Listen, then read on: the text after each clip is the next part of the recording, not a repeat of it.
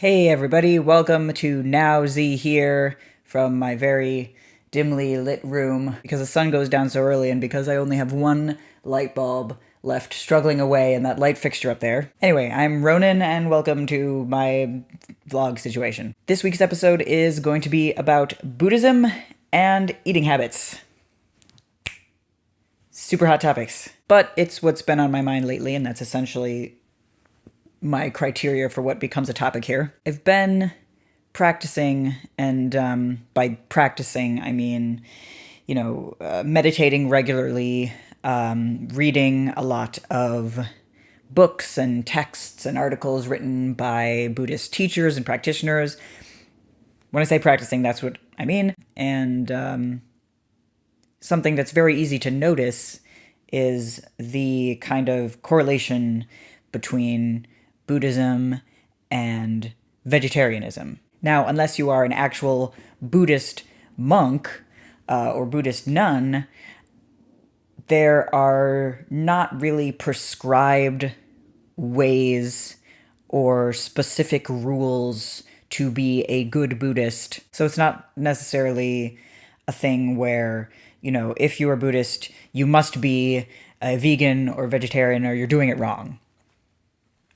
But the fact that Buddhism is so focused on compassion, on the reduction of harm, on the idea that all things, all living beings are essentially one, and when you do harm to another being, you are doing harm to yourself. The logical conclusion of that idea seems to me to be that you should not take the life of another being in order to nourish yourself. And intellectually, I understand that, and it's something I've been thinking about more and more as especially some vegan friends of mine have started being very vocal about their choices and why they've made those choices and the political and ethical implications behind them. And since that realization occurred to me, I haven't so much taken it as a prompt to feel tremendous guilt or to browbeat myself into living a certain lifestyle, but more to examine the reasons that I eat meat and to maybe find a small inroad toward a meat-free lifestyle. Because for some things, and this is different for every person alive, but there's always going to be some things where you can't really go from 0 to 100 right away. Baby steps. So I had to first examine the reasons why I eat meat and continue to eat meat. A big one is convenience. Meat is around. It's the dominant culture to eat it. There are more recipes and more resources and how to make it. I know how to make it, and I less know how to make things that are meat-free and still satisfying. Part of it is being partnered with a person who is a big fan of eating meat. And because, we're always cooking for each other, having a diet that more or less goes along the same lines, it falls again under that convenience header. And also there's the fact that just vegetarianism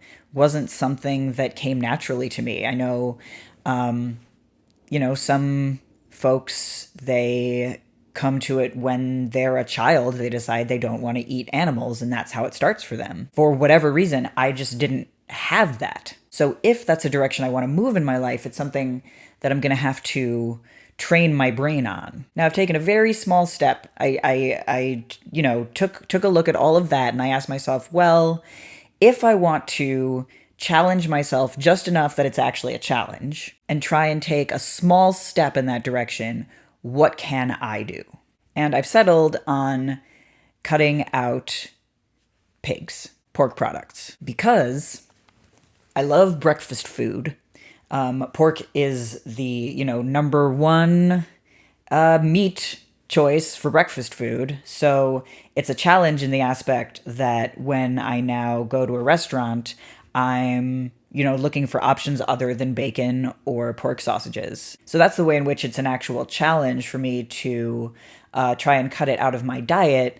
The compassion piece comes in because pigs are very intelligent animals, and that's the angle with which I can approach it and remind myself that if I am going to be eating a pig,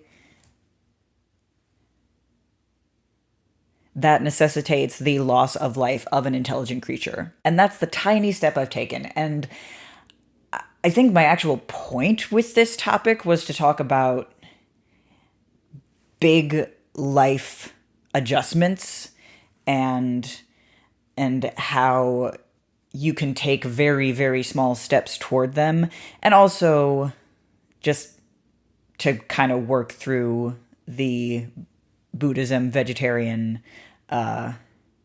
connection. But I guess to kind of find a conclusion and a way to wrap this all up, everyone's on their own journey. There are the people who had those experiences as children where they decided they just didn't want to eat animals. There are people who have never questioned it. Before you move somewhere, before you, can take a steps toward a destination, you have to know where you're starting from, and you have to be honest and real about your starting point and